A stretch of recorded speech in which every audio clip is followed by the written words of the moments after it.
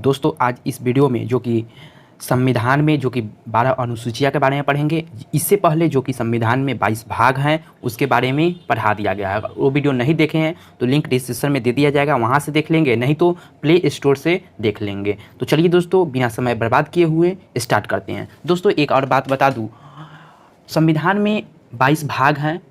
संविधान में जो कि 395 अनुच्छेद है जो कि 22 भागों में बांटा गया है, ठीक है। और 12 अनुसूचियां हैं जो कि आज इसी के बारे में पढ़ेंगे। और अनुसूचियां ख़त्म होगा तो हम लोग देखेंगे कि कौन से अधिकार है जो कौन से देश से लिए गए हैं, कौन कौन से जो संविधान में आर्टिकल है कौन कौन से देशों से लिए गए हैं उसके बारे में, और आर्टिकल के बारे में जो कि 395 आर्टिकल है उसके बारे में इसके बाद जस्ट उस पर वीडियो बनाएंगे। तो चलिए दोस्तों बिना टाइम वेस्ट किए हुए शुरू करते हैं इस वीडियो को। तो दोस्तों ध्यान से सुनिएगा और ध्यान से समझने का प्रयास कीजिएगा। तो आइए, प्रथम अनुसूची में क्या कहा गया है सीधे आप समझिए ऐसे। इनमें प्रथम अनुसूची या प्रथम आर्टिकल या प्रथम भाग में जो कि राज्य के बारे में बताया गया है, ठीक है। राज्य से प्रथम अनुसूची, प्रथम अनुच्छेद और प्रथम भाग राज्य से जुड़ा हुआ है, ठीक है। तो प्रथम अनुसूची में कहा गया है जो इनमें भारतीय संघ के घटक राज्यों को जो कि 28 राज्य एवं केंद्र शासित प्रदेशों में जो कि उल्लेख किया गया है, ठीक है। तो प्रथम अनुसूची में क्या कहा गया है, क्या 28 राज्य और 8 केंद्र शासित प्रदेशों के बारे में उल्लेख किया गया है, ठीक है। ये 28 राज्य और 7 केंद्र शासित प्रदेश है, यह कभी भी टूटकर अलग नहीं हो सकते, ठीक है। चलिए, नाम दोस्तों बदला जा सकता है, बाकी ये अलग नहीं हो सकते हैं, ठीक है।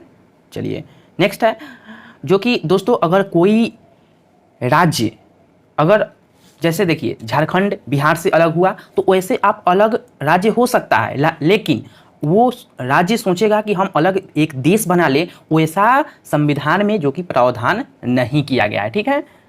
चलिए नेक्स्ट है द्वितीय अनुसूची में कहा कि क्या गया है, इसमें जो विभिन्न पदाधिकारियों के बारे में कहा गया है। जैसे समझिए डिटेल में पूरे, तो इनमें देखिए इसमें भारतीय राज्य व्यवस्था के विभिन्न पदाधिकारियों के बारे में कहा गया है, जैसे राष्ट्रपति के बारे में, राज्यपाल के बारे में, लोकसभा के बारे में के अध्यक्ष, लोकसभा के अध्यक्ष और उपाध्यक्ष, राज्यसभा के सभापति एवं उपसभापति, विधानसभा के अध्यक्ष और उपाध्यक्ष, विधान परिषद के सभापति एवं उपसभापति, उच्चतम न्यायालय और उच्च न्यायालय के न्यायाधीशों और भारत के नियंत्रक महालेखा परीक्षण आदि को प्राप्त होने वाले वेतन भत्ते और पेंशन आदि के जो है इसका उल्लेख किया गया है, ठीक है।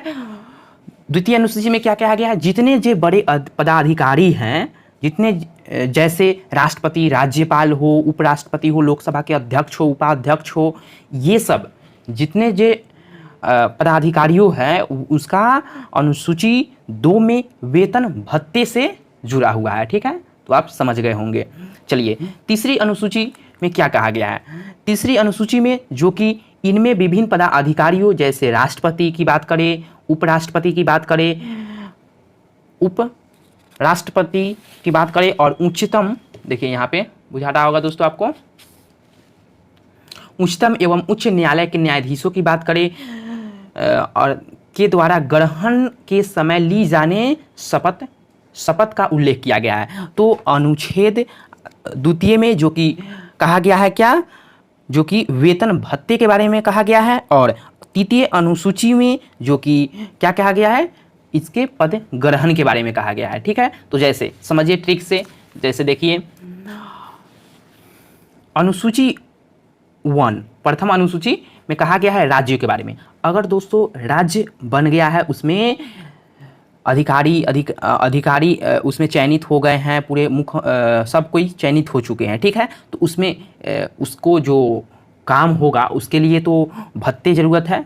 कोई भी जैसे ऐसे समझिए आप जाते हैं कोई जॉब करने, तो सबसे पहले बैकग्राउंड चेक करते हैं। तो देखिए राज्य में जाएंगे जॉब करने, ठीक है। उसके बाद द्वितीय में क्या कहा गया है, कोई भी जॉब करने जाते हैं चाहे पूछते हैं तो उसमें पूछते हैं कि वेतन कितना मिलेगा, कि क्या मिलेगा, वेतन कितना मिलेगा।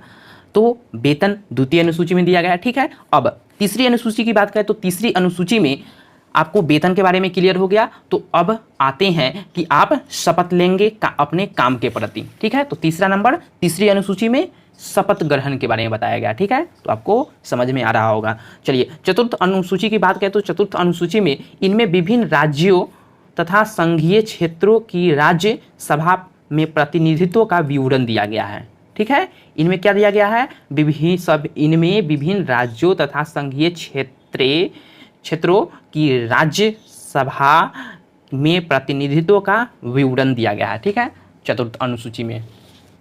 आइए पांचवी अनुसूची की बात करें तो पांचवी अनुसूची में क्या कहा गया है, इनमें विभिन्न अनुसूचित क्षेत्रों और अनुसूचित जनजाति क्षेत्रों के प्रशासन और नियंत्रण के बारे में क्या कहा गया है या उल्लेख किया गया है।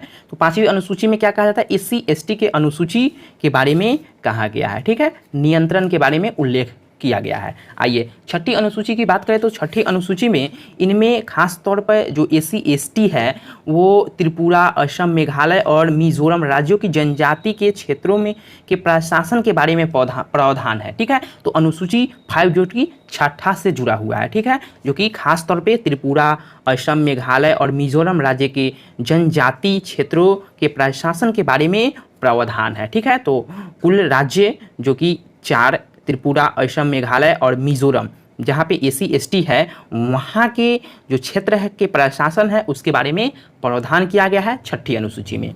चलिए सातवीं अनुसूची की बात करें तो सातवीं अनुसूची में क्या कहा गया है, तो सातवीं अनुसूची में जो कि इनमें केंद्र एवं राज्य के बीच शक्तियों एवं बंटवारे के बारे में दिया गया है। इसके अंतर्गत 3 अनुसूचियां बताई गई है। जैसे केंद्र और राज्य के बारे में बंटवारे के बारे में कहा गया है, क्या चीज़ के बंटवारे, काम के बंटवारे के बारे में कहा गया, ठीक है। इनके लिए 3 अनुसूचियां बनाई गई है, सूची बनाई गई है, संघ सूची, राज्य सूची और समवर्ती सूची। तो संघ सूची में क्या क्या रखा गया है, ठीक है। तो संघ सूची में आप देखेंगे तो इस सूची में दिए गए विषय पर केंद्र सरकार कानून बनाती है।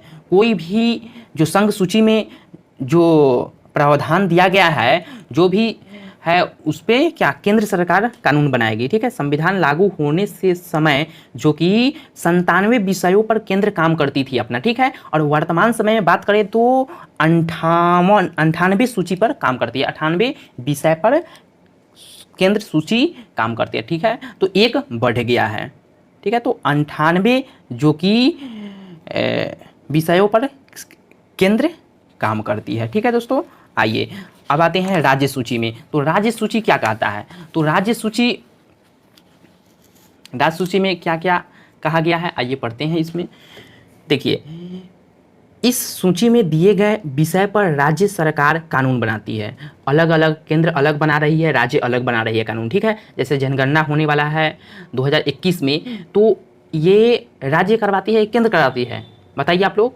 तो यह केंद्र का काम है, केंद्र से अनुमति लेकर राज्य में जनगणना होता है, ठीक है। तो केंद्र सरकार का काम है जनगणना करवाना, ठीक है। तो ऐसा ही जो कि 98 विषयों पर केंद्र अपना काम करती है। जो बचा कौन कौन से बचा है वो अपना राज्य, जैसे बिहार में जैसे बिहार की बात करें तो बिहार में जो पुलिस का काम है वो क्या कौन करेगा, वो मुख्यमंत्री के द्वारा किया जाएगा। कितने घट रहे हैं, कितने बढ़ रहे हैं और कितने ज़रूरत है वो राज्य के द्वारा उसमें चयनित होता है, ठीक है, वो केंद्र का काम नहीं है।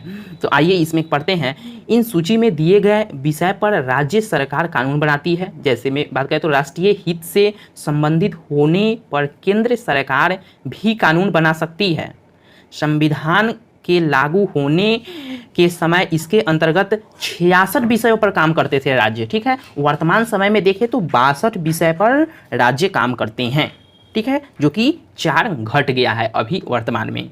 उस समय जो कि 66 विषयों पर राज्य काम करता था, अभी 62 विषय पर काम करता है। तो 4 कहाँ गया, 4 केंद्र में चल गया, केंद्र के अंदर में चल गया, ठीक है। आइए समवर्ती सूची की बात करते हैं। तो समवर्ती सूची में क्या कहा गया है, इसके अंतर्गत दिए गए विषय पर केंद्र एवं राज्य दोनों सरकारें कानून बना सकती है, परंतु कानून के विषय समान होने पर केंद्र सरकार द्वारा बनाया गया कानून केंद्र सरकार ने कानून बचाने के साथ ही समाप्त हो। जैसे समवर्ती सूची में कहा गया है केंद्र और राज्य दोनों सरकारें हैं जो कि कानून बना सकती है, ठीक है, परंतु कानून के विषय समान होने पर केंद्र सरकार द्वारा बनाया गया कानून केंद्र सरकार ने कानून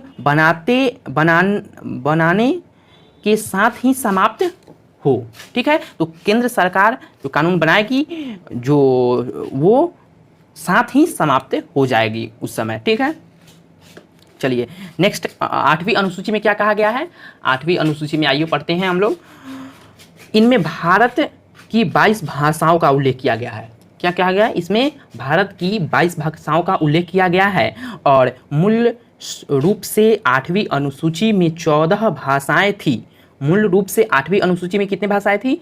14 भाषाएं थे, जो कि आपके एग्जाम में पूछा गया है ये क्वेश्चन कि 8वीं अनुसूची में कितने भाषाएं जोड़ी गई है, ऐसे क्वेश्चन पूछ रहा है। तो 14 भाषाएं थी, ठीक है। 1967 ईस्वी में सीधी और 1992 ईस्वी में कोंकणी, मणिपुरी तथा नेपाली को 8वीं अनुसूची में शामिल किया गया।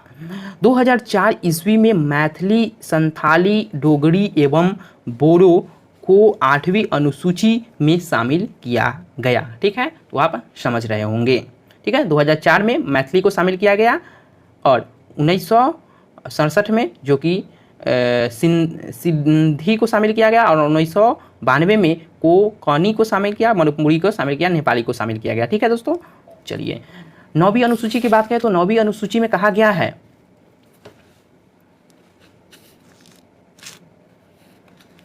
9वीं अनुसूची में जो कि संविधान में यह अनुसूची प्रथम संविधान संशोधन अधिनियम 1951 ईस्वी के द्वारा जोड़ी गई। इसके अंतर्गत राज्य द्वारा संपत्ति के अधिग्रहण की विधियों का उल्लेख किया गया है।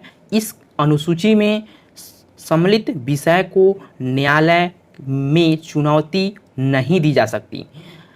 वर्तमान में इस अनुसूची में 284 अधिनियम है, ठीक है। तो 9वीं अनुसूची में जो कि वर्तमान समय में 284 अधिनियम है।